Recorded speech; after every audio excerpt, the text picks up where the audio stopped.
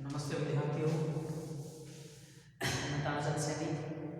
काफ़ी दिनों बाद में आपकी क्लास में भाई कुछ तो सर्दी वगैरह बिजी थे, इसीलिए भाई कुछ सर्दी हो गई। तो चलो सर्दी तो है पर शादी विवाह के कारण क्लास नहीं ले पाया। आज है विद्यार्थियों अपना भारत में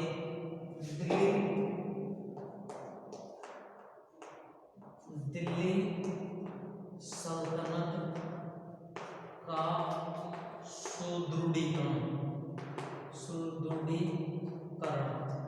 दिल्ली सल्तनत का सुदृढ़ीकरण कि कैसे, जैसे कि तुर्कों का दिल्ली पर अधिकार हो गया, लगभग पृथ्वीराज चौहान को हरा दिया तराइन के दूसरे युद्ध में। उसके बाद में जयचंद को चंदावर के युद्ध में हरा दिया। और लगभग संपूर्ण भारत और उत्तर भारत तक मुस्लिमों का अधिकार होगा। किसका? मोहम्मद घोरी का। उसके बाद में है विद्यार्थियों, मोहम्मद घोरी गौर प्रदेश से आ जाता है और 1206 ईस्वी में मोहम्मद घोरी की मृत्यु हो जाती है। मोहम्मद घोरी की मृत्यु हो गई 1206 ईस्वी में मोहम्मद घोरी की मृत्यु हो गई। और जब मोहम्मद घोरी की मृत्यु हुई है, ये कहाँ पर हुई है विद्यार्थियों? गौर प्रदेश में, अपने खुद के प्रदेश में हुआ है। और इस समय दिल्ली पर किसका शासन था विद्यार्थियों? घोरी के हैं। जो दिल्ली पर किसका अधिकार था विद्यार्थियों? वो था कुतुबुद्दीन ऐबक।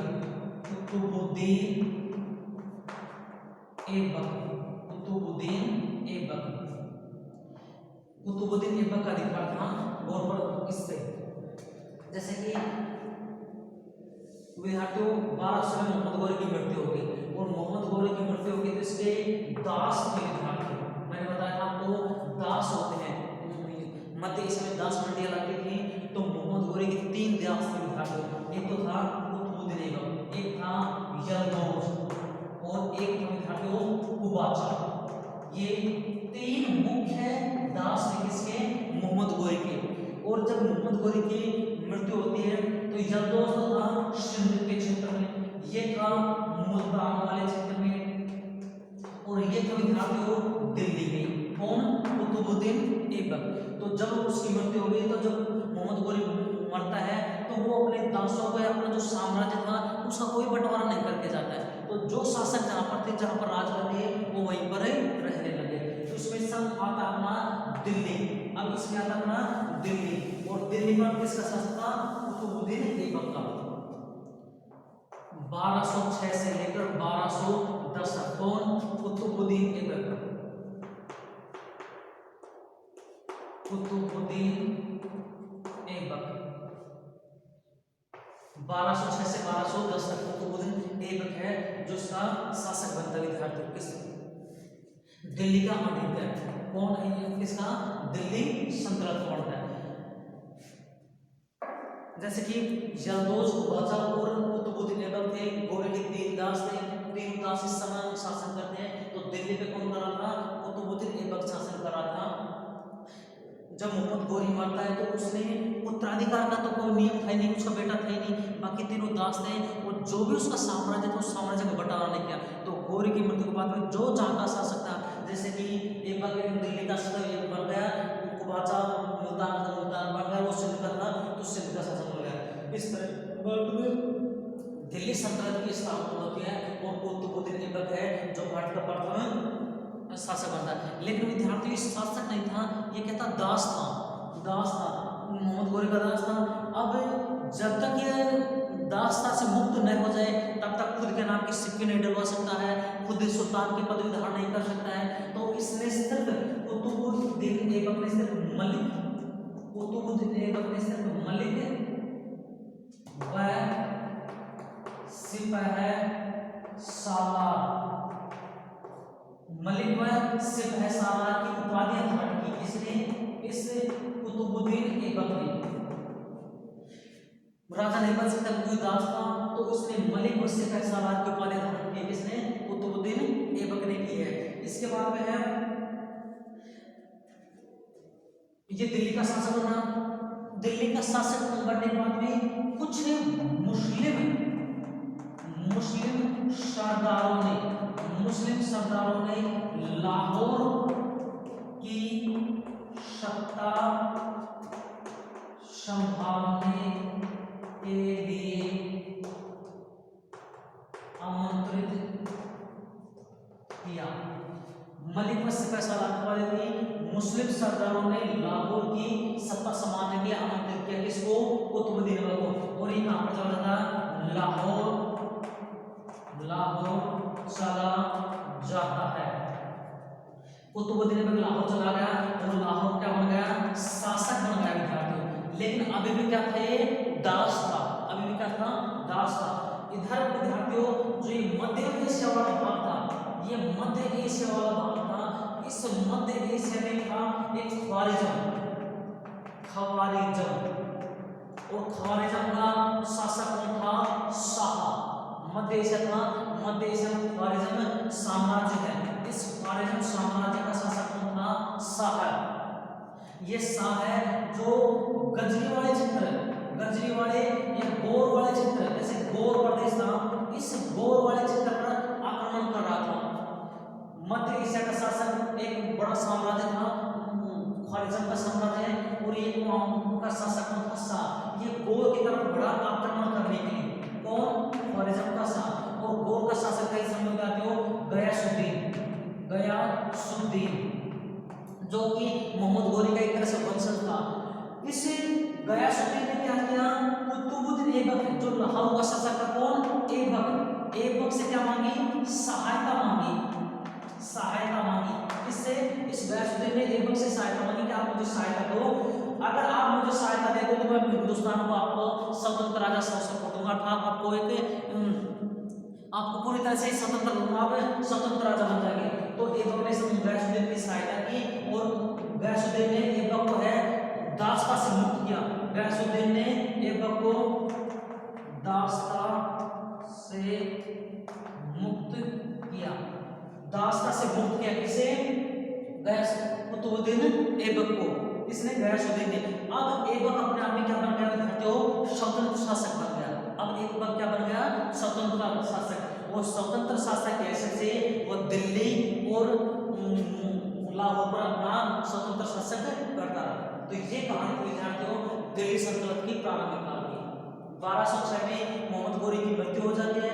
मोहम्मद गोरी की मृत्यु के बाद उसके 3 दास थे, प्रमुख दास, जिसमें कुतुबुद्दीन ऐबक था जो दिल्ली का शासक था, ये दिल्ली का गद्दे पर बैठ गया। 1206 से लेकर 1210 तक ये भारत में रहता है और शासन करता है। इसने अभी क्या था? एक दास था, तो उसने क्या किया? मलिक मुस्तफा सालार की उपाधि धारण की। मुस्लिम सरदारों ने, कुछ मुस्लिम सरदारों ने लाहौर की सत्ता संभालने के लिए से आमंत्रित किया, और लाहौर चला गया और क्या बन गया? लाहौर की शासक बन गया। अब इधर है जो मध्य एशिया है, वहां पर एक ख्वारिज्म साम्राज्य था, उसका शासक कौन था? शाह। उस शाह है जो गौर पर आक्रमण करने का चलता है, और गौर का शासक कौन है? गयासुद्दीन। इस गयासुद्दीन ने जब ऐबक से सहायता मांगी कि आप मुझे सहायता दो, अगर आप मुझे सहायता दोगे तो मैं आपको दासता से मुक्त कर दूंगा। और ऐबक ने उसकी सहायता की और उसको दासता से मुक्त कर दिया। अब स्वतंत्र शासक के रूप में भारत में स्वतंत्र शासक के रूप में भारत में अपना शासन करने लगा। उसके बाद में है सबसे पहले है अब ऐबक की प्रारंभिक घटनाएं। ये तो इसका था कि प्रारंभिक था।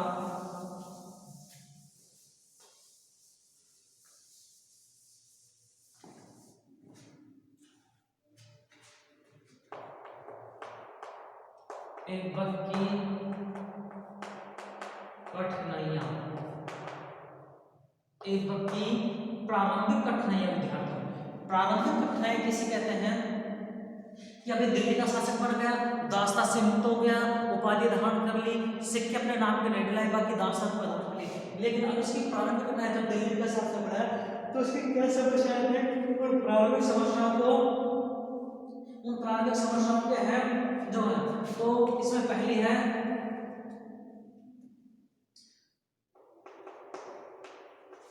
गोरी के अमीर सरदार। जो मोहम्मद गोरी था, मोहम्मद गोरी के क्या कि कोई बेटा था नहीं, सब क्या उनके दास थे, सब उनके दास थे, कोई दास था कोई सरदार था। लेकिन अब इस समय दिल्ली का शासक कौन बन रहा है? कुतुबुद्दीन ऐबक बन रहा है। और ऐबक के सामने क्या था कि गोरी के अमीर सरदार थे। अब हर जैसे कि गोरी मर गए, मैं हूं और मेरे नीचे 10 व्यक्ति काम कर रहे हैं, और जब मैं मर जाऊंगा और जो मेरा जो भी कोई बिजनेस होगा, कारोबार हो गया, जो भी कुछ होगा, उनका मैं कोई बंटवारा नहीं करना चाहूंगा, आपको क्या करना है क्या नहीं करना है। इस अमीर सरदार ये अपने आप में स्वतंत्र होने लगे कि हम तो भाई ऐबक के कहना नहीं मानेंगे। क्यों माने? ऐबक भी तो हमारे बराबर का था भाई, ऐबक भी गोरी का दास था, तो हम ऐबक की अधिकता क्यों स्वीकार करें? तो इन अमीरों ने क्या क्या विरोध किया कि नहीं, हम आपकी अधिकता स्वीकार नहीं करेंगे, हम अपने आप में स्वतंत्र शासक बनेंगे। तो सबसे पहली कथा है कि गोरी के अमीर सरदार जो ऐबक की अधिकता स्वीकार नहीं किए, उन्हें उसको शासन कार्य में वो देने लगे। ये गोरी की मृत्यु के समय तक भी है, गोरी अपने दासों का अधिकार उनका अधिकार निश्चित नहीं कर पाया कि आप क्या अधिकार करना है, क्या अधिकार है नहीं करना, आप कहाँ का शासक बनना, कहाँ का शासक नहीं बनना। तो जब नहीं कर सका तो आपस में जैसे कि बिल्ली वाली लड़ाई है ना, किसी के वो तोड़ेगा वो तोड़े, तो आपस में लड़ाई लड़ने लगे। तो एक की दूसरी है सीमांत सुरक्षा।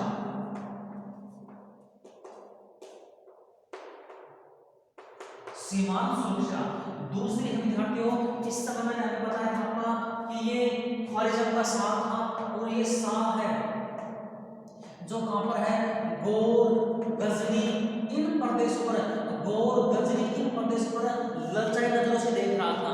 जो ख्वारिज़म का शाह है कि गौर साम्राज्य मेरे अधीन आ जाए, गजनी साम्राज्य मेरे अधीन आ जाए, तो इन साम्राज्यों को कौन देखना चाह रहा था? गौर शासन दे रहा था। अब कुतुबुद्दीन ऐबक को भय था कि कहीं इस ख्वारिज़म का शाह एक शक्तिशाली साम्राज्य था, और ये गौरी गजनी पर आते आते कहीं भारत की तरफ न आ जाए, तो इसको सीमांत सुरक्षा का भय था कि कहीं अगर गजनी का ख्वारिज़म का शाह भारत की तरफ आ जाता है तो मेरी ज्यादा व्यवस्था खराब हो जाएगी। इसलिए उसने अपनी सीमा को सुरक्षा करने के लिए कठोर कदम उठाए। तीसरा है लाहौर की समस्या। लाहौर की समस्या, इस लाहौर की समस्या क्या हुआ कि विद्यार्थी जो गजनी थी, ये गजनी थे, ये गजनी है लाहौर पर अपना अधिकार समझते थे। जो गजनी है ये अपना अधिकार समझते थे किस पर? लाहौर पर, गजनी का शासक। और गजनी पर कौन आक्रमण कर रहा था? कि शाह आक्रमण कर रहा था। गजनी का शासक कौन था इस समय? यल्दौज का विद्यार्थियों, यल्दौज का शाह गजनी का आक्रमण कर रहा था। गजनी है अपना अधिकार लाहौर पर समझता था, तो इनको भय था कि कहीं शाह गजनी पर आक्रमण करेगा, ये लाहौर की तरफ आएंगे, तो ये शाह भी किधर आ जाएगा, धीरे धीरे लाहौर आ जाएगा। तो ये समझना थी कि कहीं ये लाहौर को भी अधीन न मिले। और जब ऐबक बताएं तो लाहौर पंजाब और दिल्ली वाला भाग है जो इनके अधीन था, बाकी सब अपने आप में स्वतंत्र होने लगे थे।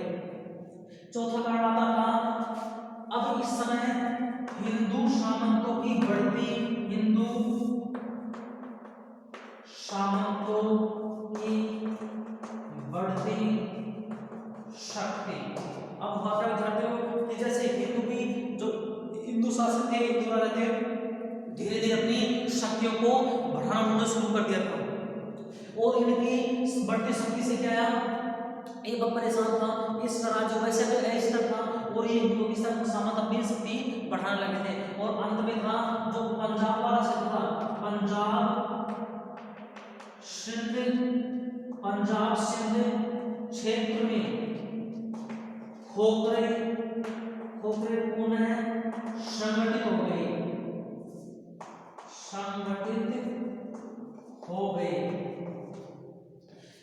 ये ऐबक की प्रारंभिक घटनाएं थी।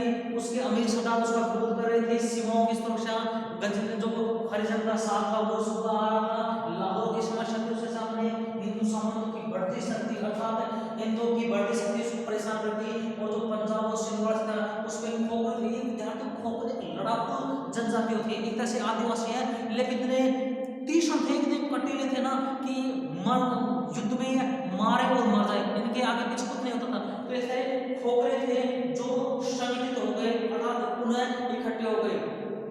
तो ये प्रारंभिक, ये ऐबक की प्रारंभिक कठिनाइयां आती हैं। इन कठिनाइयों पे ऐबक किस तरह अपना विजय प्राप्त करता है, उन विजय को पढ़ते हैं विद्यार्थी। तो ये ऐबक की प्रारंभिक कठिनाइयां हैं। इन कठिनाइयों के बाद में कैसे इन विजयों कठिनाइयों पर विजय प्राप्त करता है, उन विजयों को हमें एक एक करके पढ़ते हैं।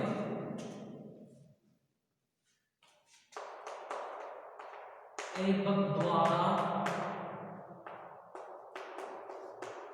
कठिनाइयों पर विजय प्राप्त करना। ऐबक द्वारा कठिनाइयों पर विजय प्राप्त करना, ये क्या होता है विद्यार्थियों? तो सबसे पहले उसने है जो इनको क्या, तो यल्दोज है, कुबाचा है, इल्तुतमिश है, तो इन लोगों ने कैसे किया?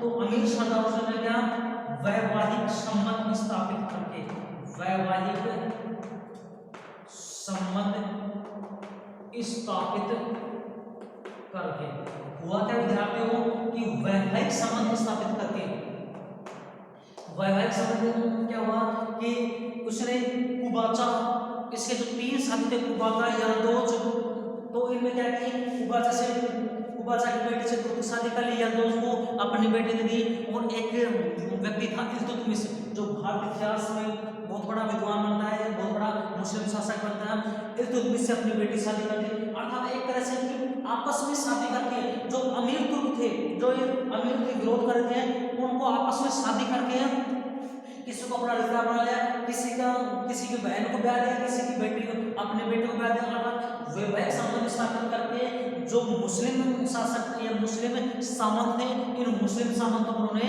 शांत कर दिया। समझ गए पहला कि पहले क्या था कि उसके कठिनाइयां क्या थी कि जो अमीर तुर्क थे वो विरोध कर रहे थे कि हम ऐबक का अधीनता क्यों स्वीकार की, तो ऐबक ने इसका शांतिपूर्वक हल निकाला कि वैवाहिक संबंध स्थापित करके, अर्थात हर अमीर से कुछ न कुछ वैवाहिक संबंध स्थापित करके उसने अपने अधीन कर लिया कि आप, तू मेरा साला है, तू मेरा जीजा है, तू मेरा बहनों है, तू मेरा ससुर है, हर किसी से वैवाहिक संबंध स्थापित करके उनको अपनी तरफ मिला लिया, वैवाहिक संबंध स्थापित किया, और इस योजना को उन्होंने कर दिया। दूसरा आता है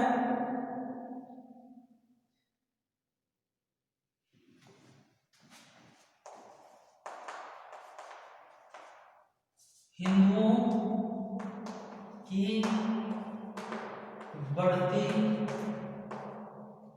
हुई शक्ति का दमन, हिंदुओं की बढ़ती हुई शक्ति का दमन करना। उसने क्या किया विद्यार्थियों, जो हिंदुओं की शक्ति बढ़ रही थी, अर्थात हिंदू पुनः संगठित हो गए थे, हिंदुओं के पुनः राजवंश संगठित हो गए थे, उनको कुछ को तो है, उन्होंने कुछ संगठनों को चलिए उसने धीरे धीरे आगे ये सारे संगठन एक हो गए, तो उन्होंने एक एक करके नीति अपनाई, अर्थात कुछ हिंदू राज्य को उसने कर देना स्वीकार कर दिया, कुछ हिंदू राजा को उन्होंने एक दूसरे के खिलाफ भड़का दिया कि आपके खिलाफ ये है, ये खिलाफ ये है, कुछ कमजोर को अपनी तरफ मिला दिया। इस तरह से इन हिंदुओं में फूट डालकर उसने इन हिंदुओं को विघटित कर दिया, जो धीरे धीरे संगठित होने वाले थे, खलजी ने उनमें फूट डालकर एक तरह से विघटित करना शुरू कर दिया। उसने है एक, उसके बाद में आता है तीसरा सीमांत सुरक्षा।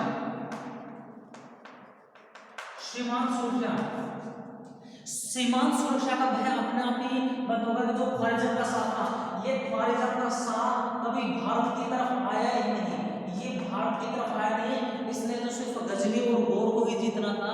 उस गजनी गौर को जीतने के लिए ऐबक ने उनके ऊपर कोई हस्तक्षेप नहीं किया, आप जानो आप काम जाने, वो अपनी तटस्थ नीति रखा, अर्थात भारत की सीमाओं पर सहायक कभी भारतीय आगे बढ़ा ही नहीं, वो सिर्फ गजनी और गोद को जीतने में व्यस्त रहा, और इस तरह से इस सीमांतों की अपनी सुरक्षा होने लगी। तो इस तरह से कुतुबुद्दीन बेग ने अपनी प्रारंभिक कठिनाइयों को करने के बाद में उसकी 1210 में चौगान खेलते हुए, जो घोड़े से चौगान है, चौगान खेलते हुए